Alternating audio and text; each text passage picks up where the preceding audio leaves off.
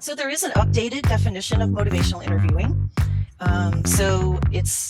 Normally I share what they call the technical definition when I do trainings from the third edition. But when I looked at this new edition, they decided it deserved to be actually more simple. So the new definition is that it is a particular way of talking with people about change and growth to strengthen their own motivation and commitment.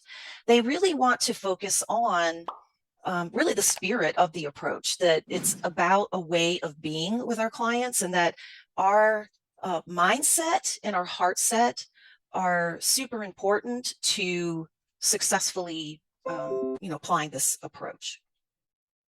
And of course, they also focus a lot on strengthening the person's own motivation and commitment. So it's not about in encouraging or trying to convince somebody, right?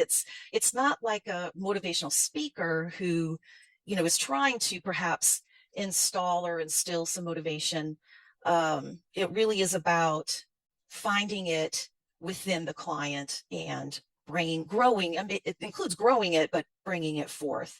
In the new book, Bill Miller and Stephen Ronlich write that you don't install motivation any more than a midwife provides the baby. You bring it out, calling forth what is already there. So I liked that analogy, and I have a couple other analogies I'm going to give you as we continue on. So it's a little bit more simplified definition. A couple more things about what's different in the newest edition is that, like the new definition of motivational interviewing, they really tried to write it to a broader audience. As I mentioned, I have trained a lot of paraprofessionals and other people who are in healthcare, for example, that aren't necessarily trained, to be counselors. And I've trained peer support specialists, for example. So they have written the book to target a much broader audience. But there's less clinical jargon in it, but there are still parts of it that are expanded in other places for the clinician. So they do have some, I believe, insets in the different chapters that provide a little bit more information that might be applicable to clinicians. And they have wider applications, more examples. So, it isn't just focused on behavioral health issues, that they use a variety of common targets for behavior change. I'll tell you more about it in just a little bit. So there's still more that I'll share that's new. So when do you use motivational interviewing? So, it seems like people walk away from trainings thinking, yeah, that all makes sense. I like it, but wait a minute, now what do I do, right? Where do I use it? So I would say, you start at the beginning.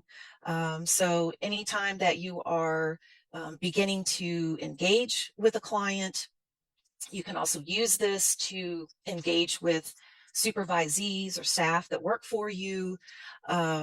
There's actually a whole book about motivational interviewing and leadership in organizations. So it really is about a way of being. So I say that's really where we start.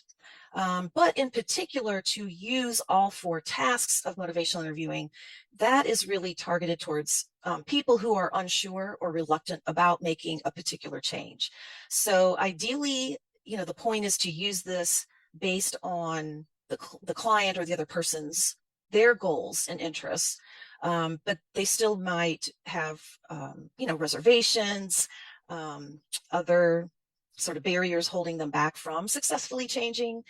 So that's when we in particular want to focus on understanding motivation and how to bring that out in the client. Feeling, and of course the word is ambivalent that we tend to use, but reluctance or ambivalence about change is very, very common.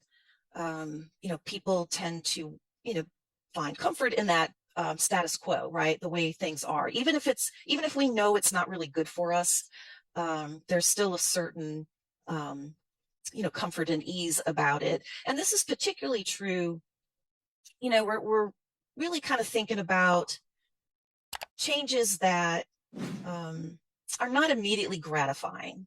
So a lot of our behaviors that either someone's told us we should change, or we agree or understand that maybe we probably should change it, we are reluctant to make that change because whatever that behavior is very gratifying, at least in the moment, right?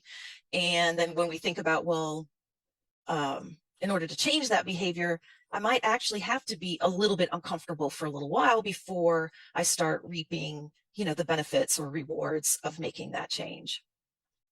So when people feel reluctant about that change, they can also be, less open to feedback and information from their clinician, right? So we'll talk about that in just a little bit, but motivational interviewing helps reduce that chance of what they call discord, that they don't really use the word resistance anymore, but not just the person's maybe disinterest in the change, but also discord, meaning that they may become that relationship with you as the provider can become uncomfortable or unstable, that's the discord in the relationship. So it really is very much about the relationship building part of any kind of good counseling, right?